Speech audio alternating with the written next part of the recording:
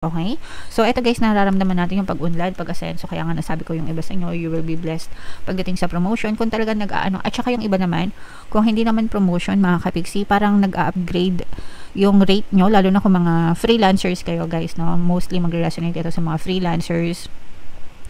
Parang nag-upgrade yung rate nyo, yung presyuhan nyo sa market kasi nag-level up yung mga skills nyo, nag-level up kayo.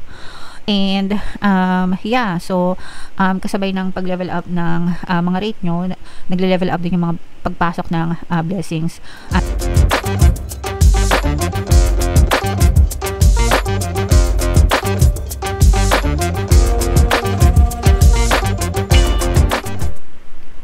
Hello guys, hello Pisces, welcome back to Pinoy Pixie Tarot. Ang pamagat ng episode natin for tonight is New Moon Kapalaran. Ayusin ko lang guys, sorry. New Moon Kapalaran para ngayong October to November para sa Pisces, Sun, Moon, Rising Sign, and Venus. So, yung ating New Moon guys ngayong October ay sa October 21. Tapos yung next na New Moon naman natin ay sa November 20, mga kapiksi. So, ang reading na to ay para sa period na yan guys. Unahin muna natin itong ating moon message for you guys. You are good enough. Okay? So, palagi niyong iisipin yan. Guys, you are good enough. Ikaw lang sapat na. And you deserve all the best things in the world as well, mga kapiksi. Don't settle for anything less. Wag mo ring ikukumpara yung sarili mo sa ibang tao, mga kapiksi, no? Hindi sila lamang sa'yo, hindi sila angat sa inyo, mga kapiksi, okay? Kung ano yung meron ka, matuto kang i-appreciate guys, kasi yan yung binigay sa inyo ng nasa taas. And also, you have to remember na kung kaya ng iba, kaya nyo rin, mga kapiksi. Pero again, no, like I said, ikaw lang sapat na guys, okay? So, attune to the moon, find a balance between the cosmic and the mundane in your daily life. In layman's term, mga kapiksi, kailangan balance lahat sa buhay natin, di ba?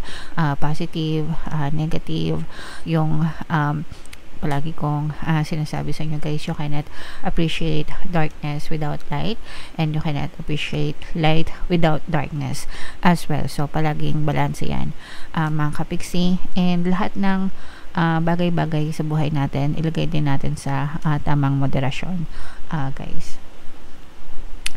Additional meanings nitong card na to: worrying too much will attract more things to worry about. So, kapag nagwo-worry tayo, mas lalo tayong makaka-attract ng worry, mga kapiksi.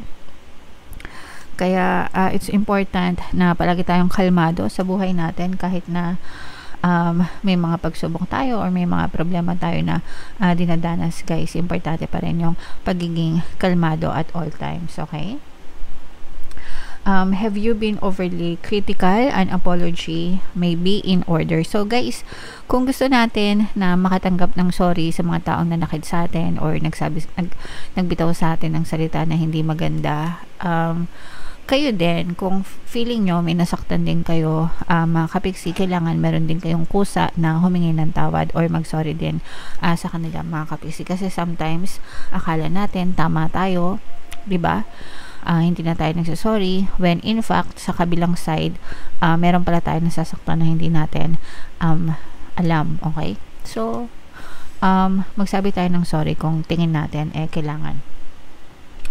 And raise your karma by doing something good for someone else. So guys, karma, no, it's an inevitable law of the universe, mga kapiksi. Hindi natin yan maiiwasan guys, pero ang pwedeng mangyari sa atin is either magkaroon tayo ng good karma or bad karma. So, yung good karma, guys, nakukuha natin yon sa pamamagitan ng mga good intentions, paggawa ng mga good intentions. And yung bad karma naman, syempre, bad intentions, pag gumawa ka ng masama or hindi maganda. And kung mas marami kang karmic debt or kung mas marami kang bad karma, sabihin mo na, aminado ko kapiksi, naging masama ugali ko dati. pero nagbabago na ako ngayon, 'di ba? Pwede naman 'yon, guys. Pero kailangan mong pagbayaran yung mga utang mo sa karma, and para makabawi ka, mas maganda na mag-charity ka, mga kapiksi, by doing something good for other people, okay?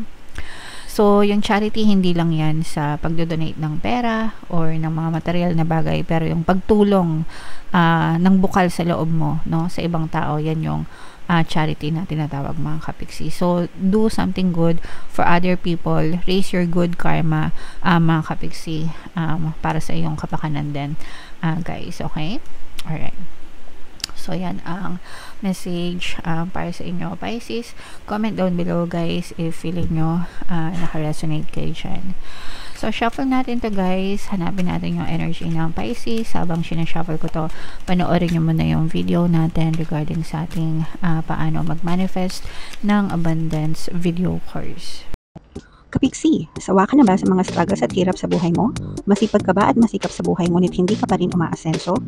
Ilang beses ka na bang nag-attempt mag-negosyo at mag-invest pero palagi ka pa rin nalulugi?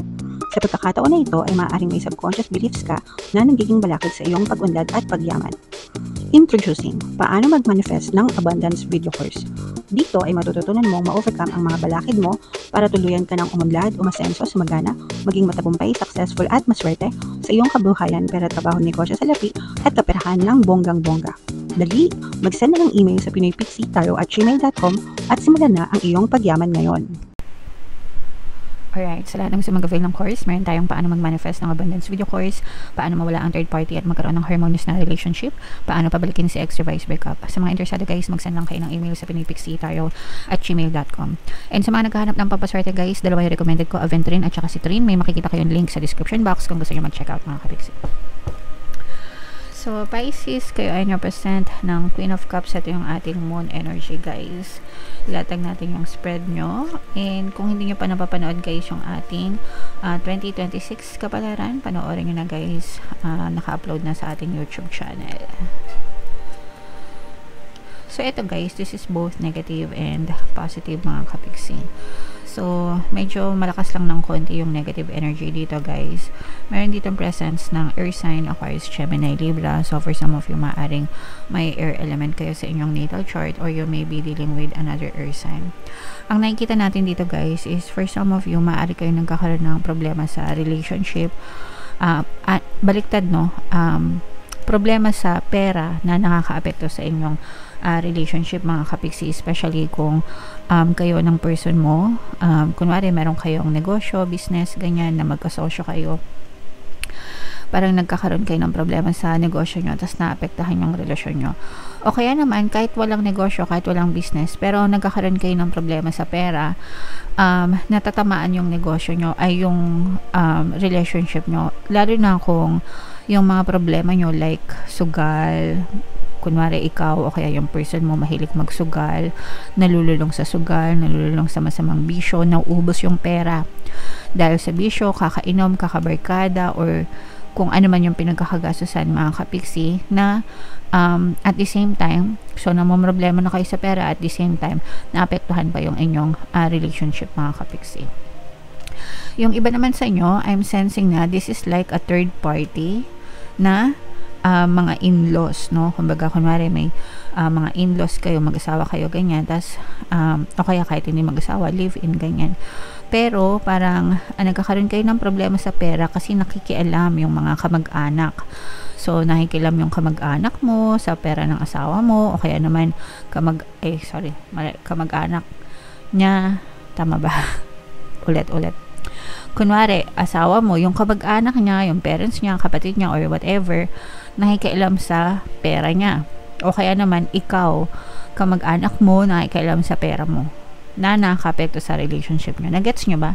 Pero money problems, at the same time, relationship problems yung nakikita natin for some of you. And ito talaga, guys, nagkakaroon na ng medyo matinding stress, no? Dahil dito sa mga problema na to. So, syempre ayusan nyo hanggang maayos nyo, mga kapiksi, diba? Nasa tamang pag-uusap lang yan, nasa tamang pag-handle, nasa tamang pakikisama, mga kapiksi. Meron tayong pampawala ng balakid, subliminal, guys. yun yung mga sagot, no, sa mga pakailamerang mga in-laws, sa mga masasamang bisyo, sa mga third party. Pwede yung pakinggan kung ganun yung mga balakid sa relationship nyo, guys. Okay?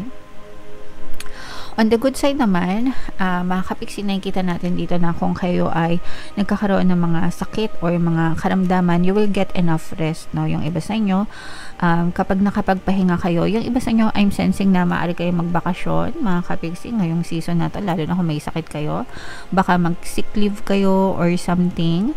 And kapag nakapagpahinga kayo, guys, or nakapagbakasyon kayo, doon magsisimula yung inyong healing or makakatulong siya sa inyong healing, mga kapiksi, kasi kailangan talaga natin yung rest, guys, no? Kailangan natin magpahinga. So, and kapag gumaling na kayo, guys, huwag nyo nang abusuhin yung katawan nyo, yung sarili nyo. So, yeah, and kung meron ba kayong mga nararamdaman na karamdaman, mga kapiksi, syempre mabuting kumonsulta kayo sa mga manggagamot, guys. Okay?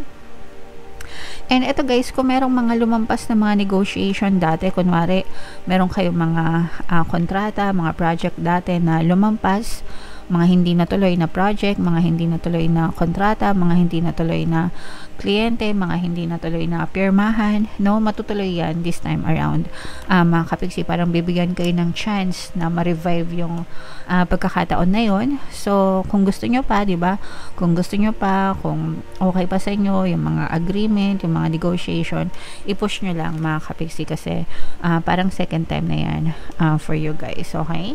So, i-main-main nyo na yan, mga second time na pirmahan na yan. Itong healing na to, yung healing, yung pinakamaganda dito.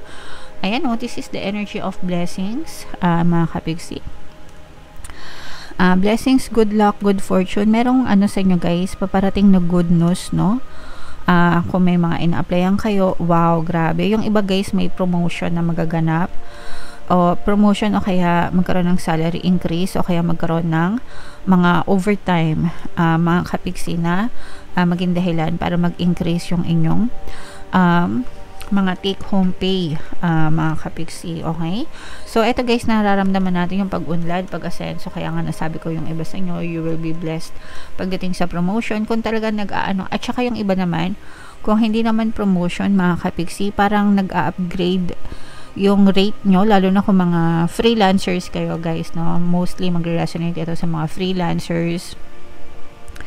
Parang nag-upgrade yung rate nyo, yung presyuhan nyo sa market, kasi nag-level up yung mga skills nyo, nag-level up kayo. And yeah, so kasabay ng pag-level up ng mga rate nyo, nagle-level up din yung mga pagpasok ng blessings sa inyo, mga kapiksi. Okay? So, ito, guys, i-mind mo nyo na tong level up ng buhay, mga blessings, pagpapala, kasaganaan. Yan talaga yung nakikita natin para sa inyo. And magkakaroon din kayo, guys, ng peace of mind, mga kapiksi. Sabi ko nga sa inyo, guys, nagkakaroon kayo ng healing. So, kasabay ng healing, magkakaroon din kayo ng peace of mind. Mapapayapa din kayo, lalo na kapag nalampasan nyo yung mga problema sa mga jowa nyo, guys. Okay? Alright, so yeah, comment down below, Pisces, if nakaresonate kayo, yung magaganda dito, guys, i-mind nyo na sa comment section. And ito, guys, yung ating 2026 kapalaran. Panoorin nyo na. Ito naman yung ating success stories ng paano mag-manifest ng abundance video course. Thank you for liking, sharing, and subscribing, guys. See you next time. I love you all. Have a nice day. Bye-bye.